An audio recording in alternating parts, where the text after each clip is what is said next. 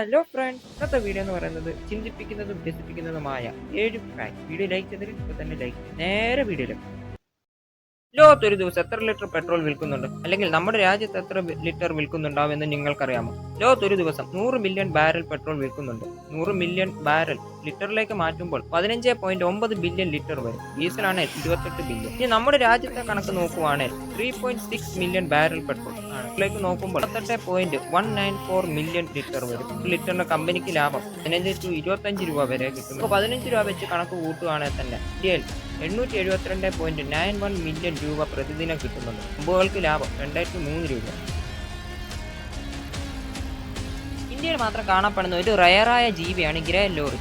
ദക്ഷിണ ഇന്ത്യയിലും ശ്രീലങ്കയുടെ ചില ഭാഗങ്ങളിലും കൃഷിയിടങ്ങളിലും ഉഷ്ണമേഖല വനത്തിൽ കാണപ്പെടുന്ന ഇവയാണ് ഗ്രേ ലോറി അല്ലെങ്കിൽ സ്ലെൻഡർ ലോറി. ഇവ കൂടുതൽ രാത്രി സഞ്ചാരികളാണ്. പിന്നെ ഈ വലിയ കണ്ണുകളാണ് മറ്റൊരു പ്രത്യേകത എന്ന്. ഇവ കൂടുതൽ സമയം മരത്തിൽ തന്നെയാണ്. ഏകദേശം 275 ഗ്രാം ഭാരം, 25 സെന്റിമീറ്റർ നീളവും മാത്രമുള്ള ഇന്ത്യൻ ലോറികൾ വേട്ടയാക്കപ്പെടുന്നതിനാൽ ഇവയെ ഇന്ന് ഗവൺമെന്റ് സംരക്ഷിക്കുകയാണ്. വംശനാശ ഭീഷണി നില ഏറെക്കുറെ വംശനാശത്തിൽ തന്നെ. ഒരു ഇരയെ കിട്ടിയാൽ നിമിഷങ്ങൾക്കുള്ളിൽ ഇരയുടെ മാംസങ്ങൾ നിഷ്പ്രയാസം ഭക്ഷിച്ച് അസ്ഥി മാത്രം ബാക്കി വെക്കുന്ന പിരാനക്കും ഇങ്ങനെയല്ലേ ഹോളിവുഡ് സിനിമകളിൽ നമ്മൾ കണ്ടിട്ടുള്ളത്. എന്നാൽ പിരാനകൾ അത്ര ഉപദ്രവകാരികളല്ല എന്നതാണ് സത്യം. ഇവ മാംസഭോജികളാണ്. പക്ഷേ ജീവനോടെ കഴിക്കില്ല. ചത്ത മീനുകളോ മറ്റു ജീവികൾ, സസ്യജാലം എന്നിവയാണ് പ്രധാന ഭക്ഷണം. ചുരുക്കം പറഞ്ഞാൽ നമ്മൾ കയ്യോ കാലോ വെള്ളത്തിൽ ഇട്ടാൽ പോലും ഒന്നും ചെയ്യില്ല. അതായത് ഞുള്ളുന്നത് പോലെ ഒന്നും അനുഭവപ്പെടാം. റയറായ 2 സ്പേസ് ഇവന്റ്. 2040 ഫെബ്രുവരിയിൽ ഒരു പൗർണമി അല്ലെങ്കിൽ ചന്ദ്രൻ ഉണ്ടായിരിക്കും.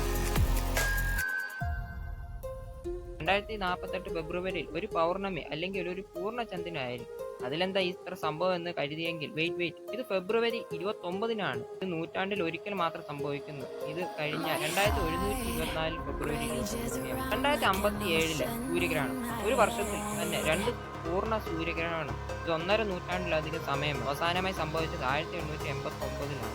ഇനി സംഭവിക്കുന്നത് 2057 ജനുവരി 5-നും ഡിസംബർ 26-നും ഇടയിലാണ്. ഇത് കഴിഞ്ഞാൽ പിന്നെ 2252 വരെ കാക്കാം.